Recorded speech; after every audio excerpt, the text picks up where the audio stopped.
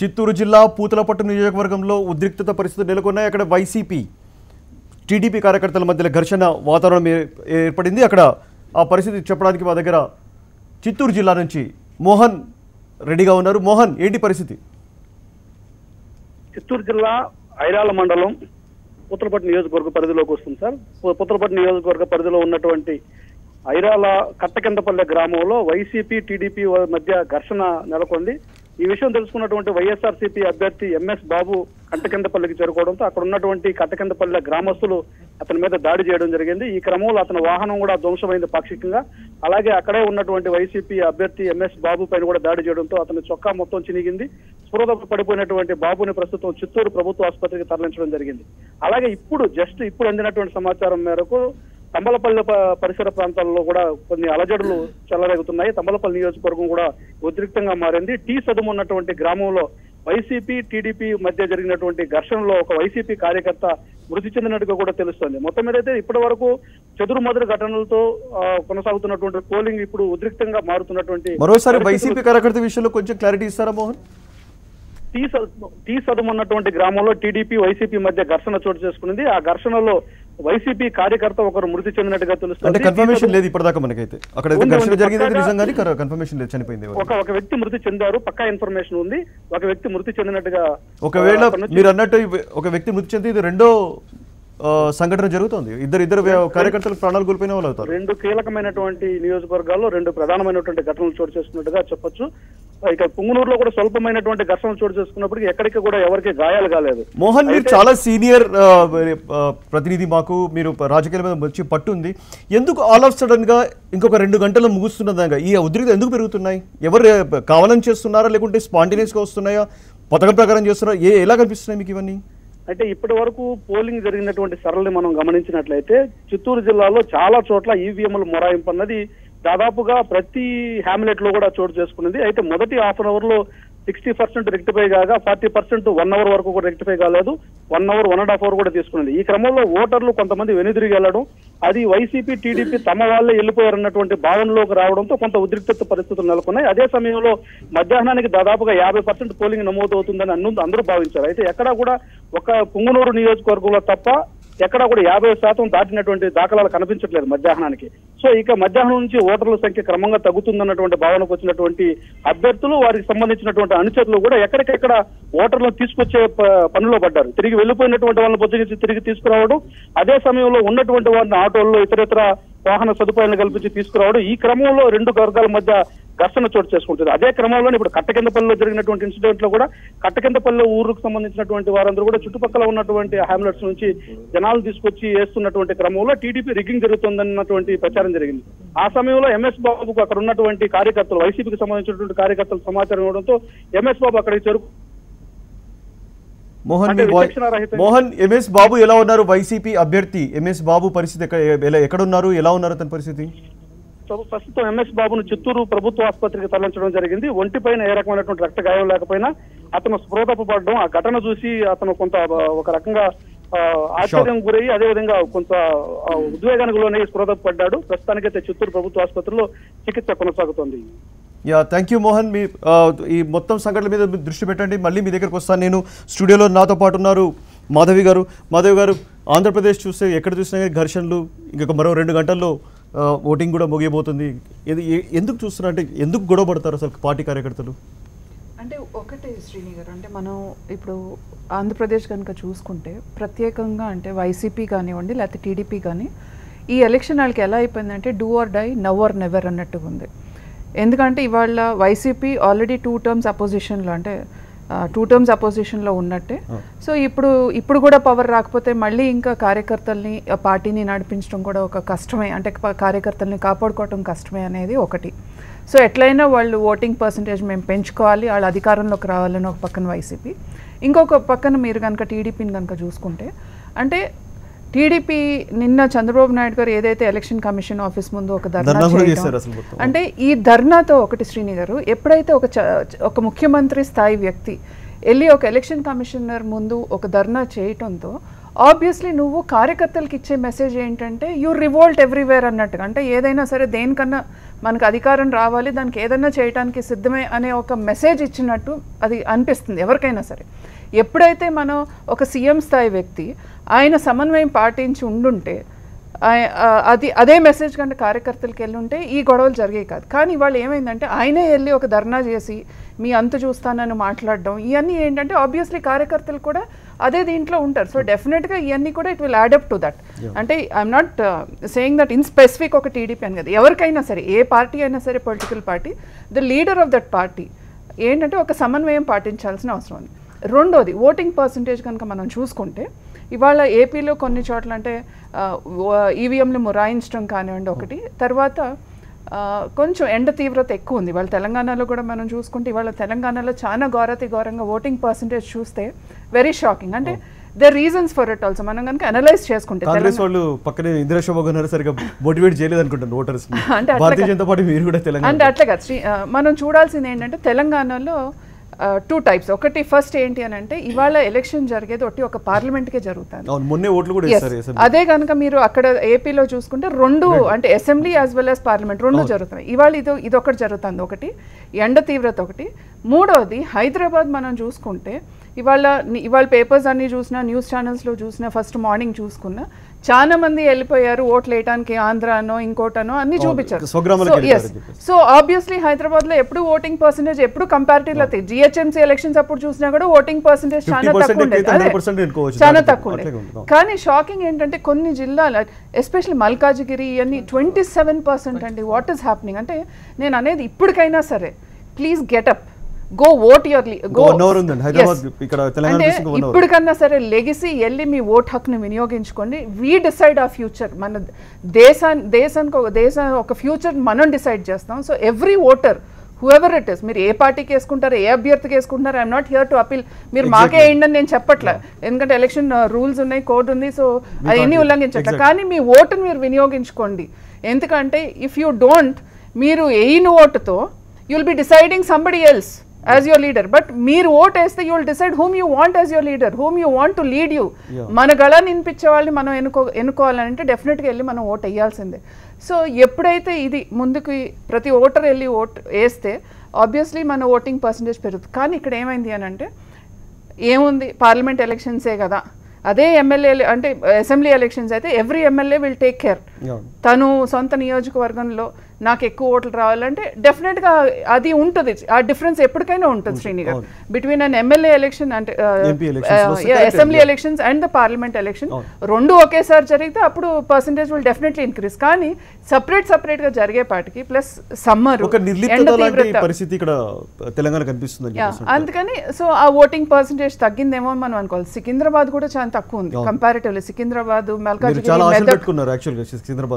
ఇప్పటికైనా నేను చెప్తున్నాను కదా, ఓవరాల్ గా we will perform much better. ఇప్పుడు లాస్ట్ టైం మాకు ఒక సీట్ వచ్చింది, ఈసారి I think will perform much better than what was expected here in Telangana. VV Rao garu ఇంతకుముందు మోహన్ మా ప్రతినిధి చెప్తూ ఒక మాట అన్నారు, ఈ లాస్ట్ టైం ఎవరైతే అంటే లాస్ట్ నెక్ ఆఫ్ ది మూమెంట్లో ఎవరెవరైతే ఓట్లు వేయరో విలేజర్స్ కనుక తెలిసిపోతుంది ఎవరు ఓట్లు వేయరో వాళ్ళ క్యాండిడేట్ చెప్తారు, వాళ్ళని కన్విన్స్ తీసుకొస్తూ ఉంటే రిగ్గింగ్ కోసం తీసుకొస్తున్న భయభ్రాంతులు ఎదుటి ఏ పార్టీ అని చెప్పట్లేదు, వైఎస్ఆర్సీపీ కానివ్వండి టీడీపీ కానివ్వండి, దాని కారణంగా ఈ దాడులు జరుగుతున్నాయని చెప్తున్నారు.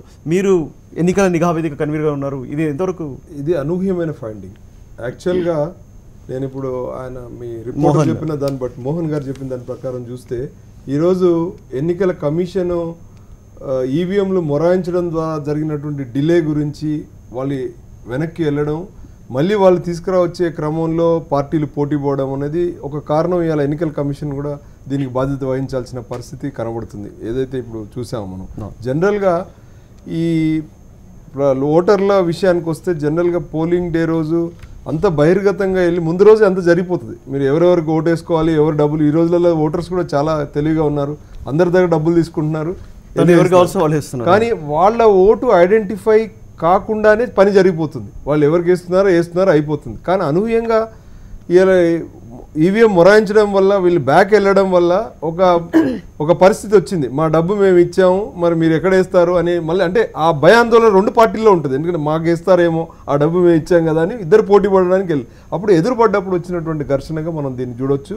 ఇది పూర్తిగా ఎన్నికల కమిషన్ ఫెయిల్యూర్గా నేను భావిస్తున్నాను. ఒకవేళ అదే నిజమైతే ఈరోజు ఈ ఎలక్షన్స్లో 2-3 కొత్త కోణాలు నేను చూశాను. ఒకటి, మొన్ననే ఈ ఈవీఎంలు మొరాయిస్తే ఎలాంటి సమస్యలు వస్తాయనే దాని మీదకి ఇది అంటే ఇప్పుడైతే ఫ్యాక్షన్ రాజకీయాలు లేవు, ఇప్పుడైతే పెద్ద గొడవలు ఏం లేవు, కానీ ఇప్పుడు ఈ గొడవకి మూలం ఇలాంటి సమస్య ఏది అంటే ఇంకొకటి కూడా జరిగింది రాయలసీమలో మొన్న జరిగిన ఫ్యాక్షన్లో ఒక పార్టీ నుంచి ఇంకో పార్టీకి వెళ్ళడం, ఇద్దరు ఫ్యాక్షన్ ఇతర శత్రువులు ఉన్నారు వాళ్ళు ఒకే పార్టీలో ఉండడం, ఇతను వస్తే నేను రానని చెప్పేసి ఇంకో పార్టీకి వెళ్ళడం, అది సహజంగా జరుగుతుంది. ఎందుకంటే ఈరోజు వ్యక్తి స్వామ్య రాజకీయాలు, ఈరోజు వ్యక్తులు డైరెక్ట్గా ఓటర్లకు లింక్ అయినటువంటి పరిస్థితి, ఈరోజు మీరు ఇచ్చే ఇప్పుడు ఎస్పెషల్లీ రాయలసీమలో ఎలా ఉంటుందంటే ఫ్యామిలీ ఫ్యాక్షన్స్.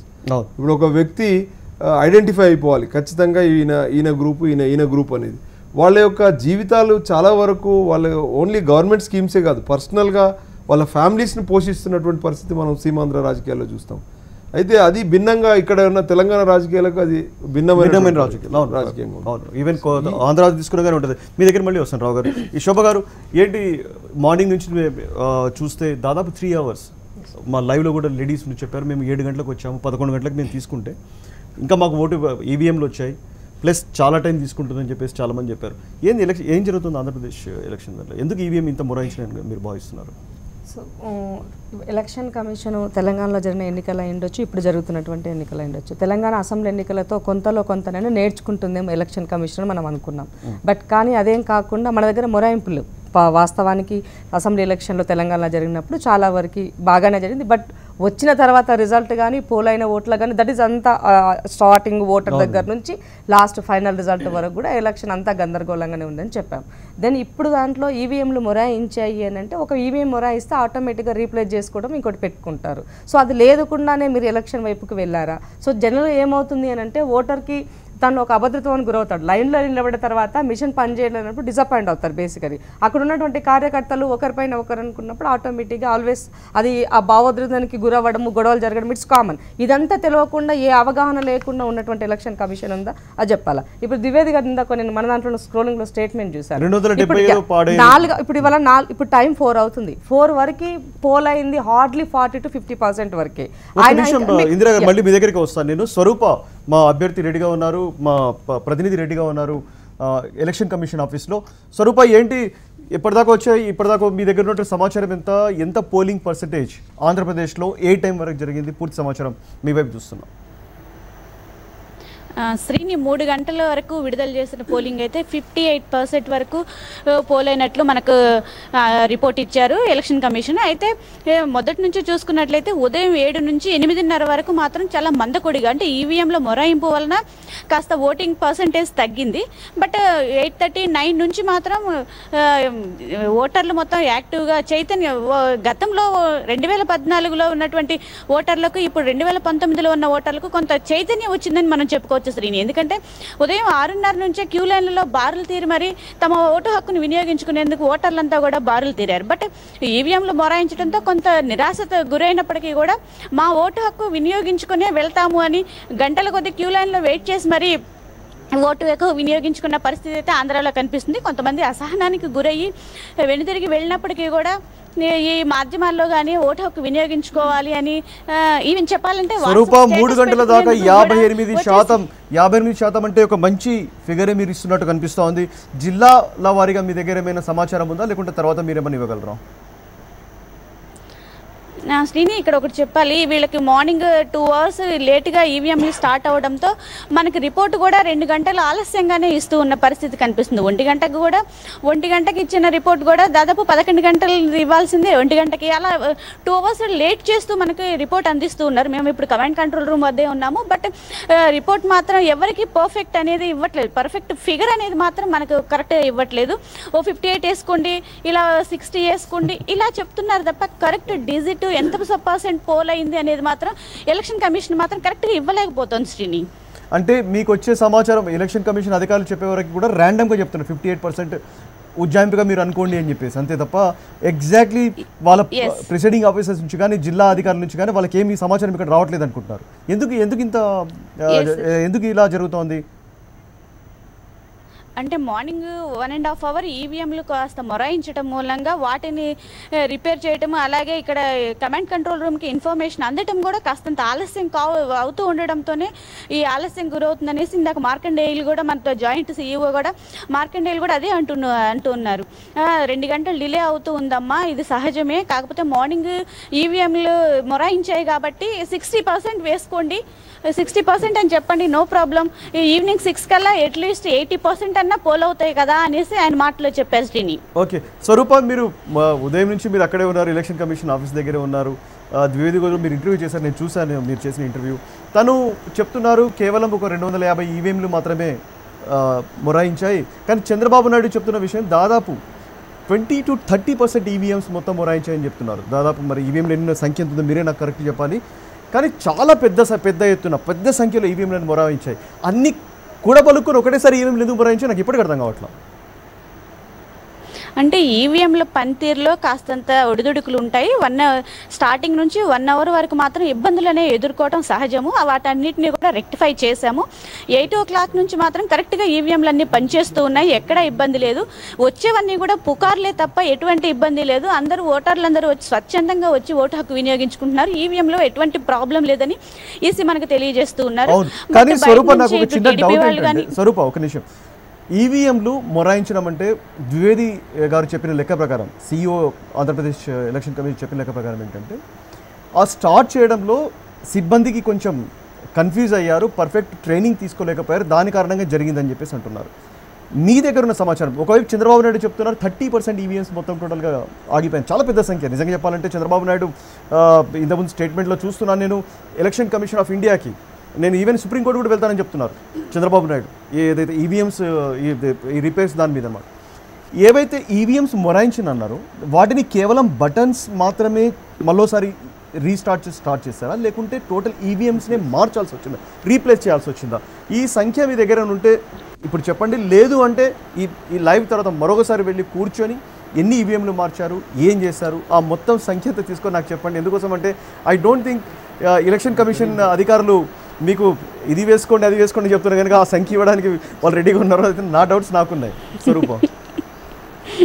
అవును సార్, ఈసీ మాత్రం ఒకటే చెప్తూ ఉన్నారు, ట్రైనింగ్ ఇచ్చినప్పుడు అధికారులు కరెక్ట్గా ట్రైనింగ్ తీసుకోకపోవటం వల్లే ఈ ప్రాబ్లం వస్తోంది తప్ప ఈవీఎంలన్నీ కూడా పర్ఫెక్ట్గా ఉన్నాయి. మా దగ్గర 600 మంది ఇంజనీర్లు ఉన్నారు పర్ఫెక్ట్గా వర్క్ చేయించడానికి. ఎక్కడ ఏ ఇబ్బంది వచ్చినా కానీ 600 మంది సిబ్బంది కూడా వెళ్ళి పర్ఫెక్ట్గా ఈవీఎంలు పనిచేసే విధంగా చేస్తూ ఉన్నారు. ఎటువంటి ప్రాబ్లం లేదు. ఎక్కడ కూడా ఈవీఎంలు మార్చడం అనేది మాత్రం జరగలేదనేసి స్పష్టం చేస్తున్నారు. ఈవెన్ ద్వివేది వెళ్ళి ఓటు వేయడానికి వెళ్ళినప్పుడు కూడా ఈ ఈవీఎం మొరాయించిన పరిస్థితి అయితే పొద్దున్న కనిపించింది. స్వరూప, మీరు అలాగే లైవ్ లో ఉండండి. మనతో పాటు వివి రావు గారు ఉన్నారు, వాళ్ళ క్వశ్చన్ అడగాలనుకోండి మిమ్మల్ని. స్వరూప గారు, మీరు దయచేసి ఇది ఒక క్లారిఫికేషన్ తీసుకోండి ఎలక్షన్ కమిషన్ దగ్గర. మీకు తెలుసు, నేను సుప్రీంకోర్టు కూడా ఈ విషయంలో వెళ్ళినటువంటి పరిస్థితిలో మేము అడిగాం గతంలో కూడా ఎలక్షన్ కమిషన్.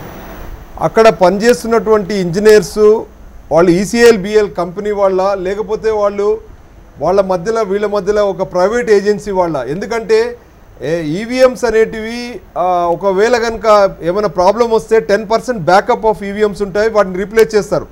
ఒకవేళ వీళ్ళకి యాక్సెస్ ఉండేది ఉంటే there is a chances of tampering అని చెప్పేసి ఈరోజు టీడీపీ పార్టీ వాళ్ళు ఖచ్చితంగా వాళ్ళ ప్రతినిధులు టీవీలో కూడా మాట్లాడారు ఇంతకుముందు.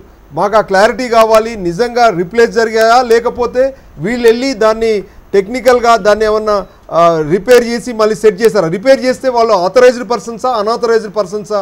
ఆ క్లారిటీ ఎలక్షన్ కమిషన్ ఇవ్వడం లేదని అడుగుతున్నారు. అదేమైనా మీరు రాబట్టే ప్రయత్నం చేయగలుగుతారా? ఎందుకంటే ఇది వెరీ సీరియస్ ఇష్యూ.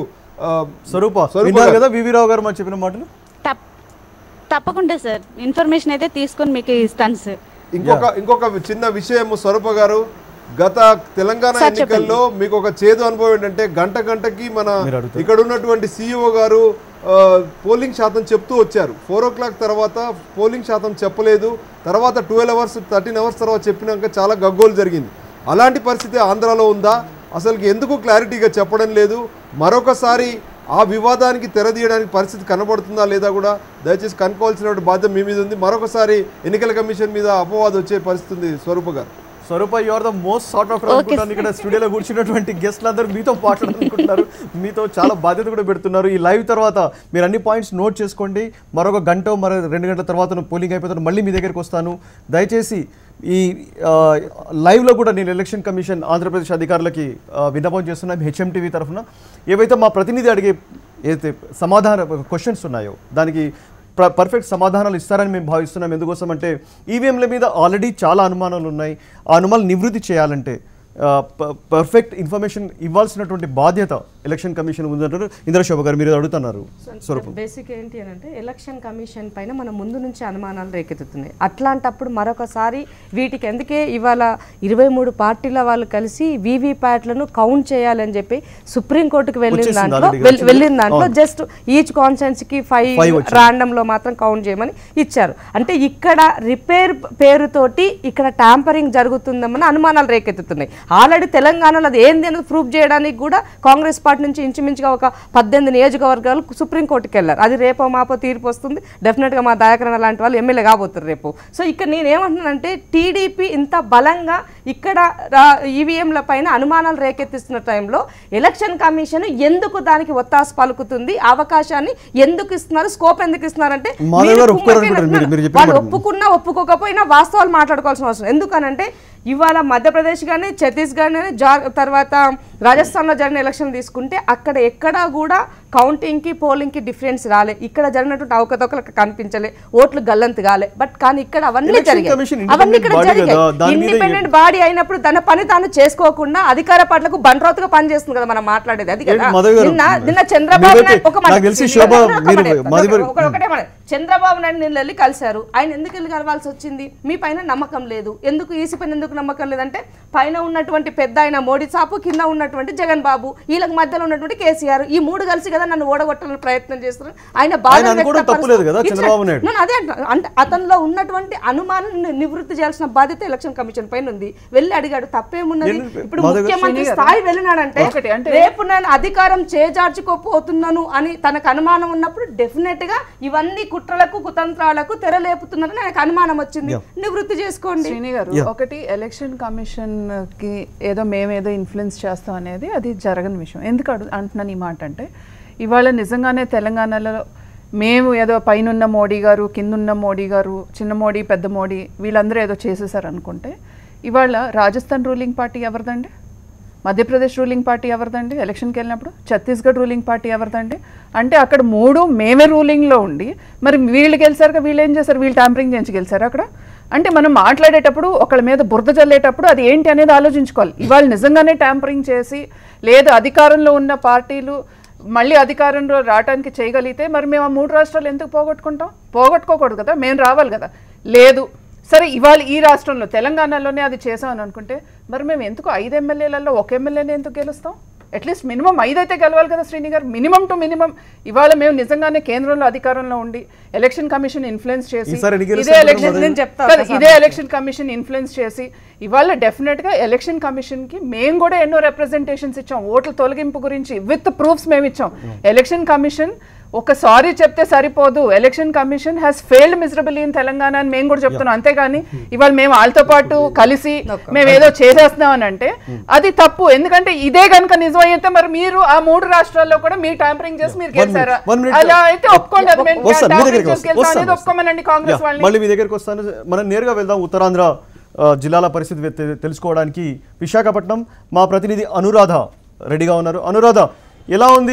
ఉదయం మీతో మాట్లాడినప్పుడు మీ వెనకాల స్క్రీన్ ఆల్రెడీ కనిపిస్తుంది అనురాధ. ఇప్పటికీ చాలా పెద్ద ఎత్తున మహిళలు బారులు తిరిగినటువంటి సీన్ కనిపిస్తోంది. నాకు తెలిసి ఆంధ్రప్రదేశ్ ఎక్కడ చూసినా కానీ ఇదే సీన్ ఉన్నట్టు కనిపిస్తోంది. సాయంత్రం 4:30 జరుగుతోంది, ఇప్పుడు 4:30 అంటే దాదాపు 1.5 hour, ఇంకో గంటన్నర సేపట్లో పోలింగ్ ముగిసే టైంలో సాధారణంగా ఎక్కడ చూసినా కానీ ఉండరు, ఇంతమంది ఉండరు. కానీ చాలా ఆశ్చర్యకరంగా అనురాధ మీరు ఎక్కడున్నారు? మీ వెనకాల చాలా మంది కనిపిస్తున్నారు, ఒక పెద్ద క్యూ కనిపిస్తోంది. ప్రస్తుతం నేను పశ్చిమ నియోజకవర్గం నియోజకవర్గం దగ్గర ఉన్న పోలింగ్ బూత్ లో ఉన్నాను. అయితే ఇక్కడ పెద్ద ఎత్తున మహిళలు క్యూ లైన్స్ లో నిలబడి పోలింగ్ బూత్ దగ్గరికి చేరుకోవడం జరిగింది. ఎలక్షన్ అనేది ఓటింగ్ అనేది జరిగింది. అయితే ఇప్పటి నుంచి మాత్రం దాదాపుగా ఇంకా 1.5 hour మాత్రమే ఉంది. అయినప్పటికీ కూడా పెద్ద స్థాయిలో మహిళలు అలాగే యువ ఓటర్స్ కూడా ఇక్కడికి వచ్చి ఓటింగ్ ప్రక్రియలో పాల్గొంటున్నారు. అయితే ఇప్పుడు దాకా ఉత్తరాంధ్ర వరకు రిపోర్ట్ కనుక చూసుకున్నట్టయితే శ్రీకాకుళంలో ఇప్పుడు దాకా 38% దాదాపుగా ఓటింగ్ నమోదైంది. అలాగే విజయనగరంలో అత్యంత ఎక్కువగా 51% ఓటింగ్ అనేది ఇప్పుడు దాకా జరిగింది. అయితే విశాఖపట్నం వరకు చూసుకున్నట్టయితే 40% దాటి ఓటింగ్ అనేది జరిగింది. అయితే ప్రస్తుతం ఎండలు ఎక్కువగా ఉన్న నేపథ్యంలో మధ్యాహ్నం వరకు చాలా మందకోడిగా సాగిన పోలింగ్ ఇప్పుడు ఒకసారిగా ఊపందుకుంది. అన్ని పోలింగ్ కేంద్రాలని కూడా మొత్తం ఓటర్స్ అందరూ కూడా బారులు తీరుతున్న పరిస్థితి అయితే ఉంది. ప్రస్తుతం మనం పశ్చిమ నియోజకవర్గంలో ఉన్నాము. ఇక్కడ కనుక చూసుకున్నట్టయితే ఇందాక మధ్యాహ్నం 3 గంటల వరకు కూడా చాలా మందికోడిగా ఇక్కడ పోలింగ్ అనేది జరిగింది. అయితే ఇప్పుడు ఒక్కసారిగా అనూహ్యంగా ప్రజలంతా కూడా ఓటు హక్కును వినియోగించుకునేందుకు ఒకసారిగా పోలింగ్ బూత్లకు రావడం జరుగుతుంది. అయితే ఈవీఎంస్ కూడా ఉదయం చాలా సేపటి వరకు మొరాయించడం 2 hours వరకు దాదాపుగా ఈవీఎంస్ పనిచేయకపోవడంతో ఎండలో వెళ్లేందుకు ఓటర్స్ ఎవరు కూడా ఆసక్తి చూపించలేదు. ఒకసారిగా మొత్తం ఆ ప్రాబ్లమ్స్ అన్నింటినీ కూడా క్లియర్ చేయడంతో మొత్తం అందరూ ఓటర్స్ అంతా కూడా ఇక్కడికి రావడం జరిగింది. అయితే అత్యంత చిన్న నియోజకవర్గంగా చెప్పబడిన విజయనగరంలో మాత్రం అత్యంత ఎక్కువ పోలింగ్ అనేది జరిగింది. 51% ఇప్పటిదాకా అక్కడ దాటింది పోలింగ్. అయితే శ్రీకాకుళం విశాఖపట్నం వరకు చూసుకున్నట్టయితే ఇప్పటిదాకా 40% పైబడి జరిగింది. అయితే మరి కొంతసేపట్లో ఆ పోలింగ్ శాతం అనేది కూడా పెరిగే అవకాశం ఉంది. ఓకే అనురాధ, ఒక విషయం చెప్పండి అనురాధ, మీరు ఇప్పుడైతే మీ వెనకాల జనాలు చూస్తున్న దాన్ని బట్టి కానీ లేకుంటే మీరు చెప్తున్న విషయాలను బట్టి కానీ మధ్యాహ్నం పూట ఎండలు ఉన్నాయి కనుక ఎక్కువ బందకొడిగా సాగింది, కానీ ఇప్పుడు రావడం స్టార్ట్ అయిందని చెప్పేసి అంటే 6 గంటల వరకు ఎవరు వచ్చినా కానీ ఎలక్షన్ కమిషన్ ఎంతమంది ఉన్నా సరే వాళ్ళని ఓటు హక్కు వినియోగించుకునేలా ఉంటుంది. మీ చూస్తున్నట్టు క్యూ లైన్ ప్రకారం ఎప్పటిదాకా ఓటింగ్ జరిగే అవకాశం ఉంది? 6 గంటలకు క్లోజ్ అయినా కానీ వచ్చిన వాళ్ళ సంఖ్య ఎప్పటిదాకా క్లోజ్ అయ్యే అవకాశం మీకు కనిపిస్తూ ఉంది విశాఖపట్నంలో? ఎప్పటిదాకా జరిగే అవకాశం? ఎలక్షన్ రూల్స్ ప్రకారం ఉదయం 7 గంటల నుంచి 6 గంటల వరకు పోలింగ్ జరిగే సమయాన్ని కేటాయించడం జరిగింది. అయితే ఈవీఎంస్ మొరాయించిన కేంద్రాల్లో మాత్రం దాదాపుగా 2 hours వరకు అంటే ఉదయం 10 గంటల వరకు పోలింగ్ జరగకపోవడంతో అక్కడ నుంచి వెళ్ళిన ఫిర్యాదుల మేరకు క్లియర్ చేసిన తర్వాత ఓకే అనురాధ, మీ వాయిస్ సరిగా వినిపించట్లేదు. మళ్ళీ మీ దగ్గరకు వస్తాను అనురాధ. మీ voice there is some problem in audio Anuradha. మళ్ళీ మీ దగ్గరకు వస్తాను. ఒకసారి నక్సల్ ఎక్కడైతే ప్రాంతాలు సమస్యాత్మక ప్రాంతాలు ఉన్నాయో అక్కడ ఆల్రెడీ పోలింగ్ ముగిసిపోయింది. 4 గంటలకే దాదాపు అర్ధగంట సేపు అయింది. అక్కడ పరిస్థితి ఎలా ఉంది, ఎంత పోలింగ్ పర్సెంటేజ్ అక్కడ నమోదైంది చెప్పడానికి మా ప్రతినిధి సాదిక్ అవైలబుల్ ఉన్నారు నాతో పాటు. సాదిక్, ఏంటి తెలంగాణలో ఉన్నటువంటి మొత్తం ఎన్నికల శాతం ఎంత ఇప్పటిదాకా, తర్వాత నక్సల్ ప్రభావిత ప్రాంతాల్లో ఏ విధంగా జరిగింది పోలింగ్ పర్సెంటేజ్? సార్, మొత్తం తెలంగాణలో 17 పార్లమెంట్ నియోజకవర్గాలకు మొత్తం సజావుగా పోలింగ్ జరుగుతుంది. నక్సల్ ప్రభావిత ప్రాంతాలు అంటే 5 పార్లమెంటు నియోజకవర్గాల్లో 13 అసెంబ్లీ సెగ్మెంట్లో ఉదయం 7 గంటల నుంచి సాయంత్రం 4 గంటల వరకే పోలింగ్ ఉంది ముగిసింది.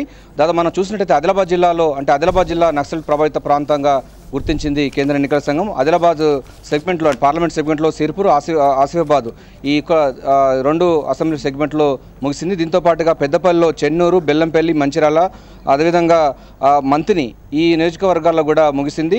ఇక వరంగల్లోని భూపాలపల్లి, మైబాద్లోని ములుగు, పినపాక, ఇల్లందు, భద్రాచలం, ఖమ్మం సంబంధించినటువంటి పార్లమెంట్ సెగ్మెంట్లో కొత్తగూడెం, అశ్వరాపేట మొత్తం అంటే 5 పార్లమెంటు సెగ్మెంట్లతో పాటుగా అంటే దానిలో పరిధిలో ఉన్నటువంటి 13 అసెంబ్లీ సెగ్మెంట్లలో పోలింగ్ ముగిసింది. ఉదయం 7 గంటల నుంచి సాయంత్రం 5 గంటల వరకు ఉండాల్సి ఉంది. దగ్గర లాస్ట్ లేటెస్ట్ ఫిగర్స్ అంటే పోలింగ్ పర్సెంటేజ్ తెలంగాణలో ఎప్పటిదాకా వచ్చాయి, ఎంత ఉందండి? సార్, 3 గంటల వరకు మనకు పోలింగ్ పర్సెంటేజ్ వచ్చింది. ఇప్పటి వరకు 3 గంటల వరకు 48.95% అంటే దాదాపు 49% వరకు పోలింగ్ నమోదైంది. జహీరాబాద్లో అత్యధికంగా పోలింగ్ జరిగింది. అక్కడ 63.39% నమోదయ్యింది. 4 గంటలు అంటే 1 గంట చూసినట్టయితే మెదక్ కాన్స్టిట్యున్సీ ఎక్కువ ఉండేది. అయితే అక్కడ దాన్ని బీట్ చేసి జహీరాబాద్లో 63.39% పోలింగ్ నమోదైంది. ఇక హైదరాబాద్లో అతి తక్కువగా కేవలం 27.79% మాత్రమే పోలింగ్ నమోదైంది. ఇక మొత్తంగా చూసినట్టయితే 17 పార్లమెంటు నియోజకవర్గాల్లో మనం ఒకసారి చూసినట్టయితే సార్, ఆదిలాబాద్ జిల్లాలో 57.4% పోలింగ్ నమోదైంది. పెద్దపల్లిలో 54.83%, కరీంనగర్లో 58.10%, నిజామాబాద్ జిల్లాలో 45.29% నమోదైంది. జహీరాబాద్లో 63.39%, మెదక్లో 62.50%.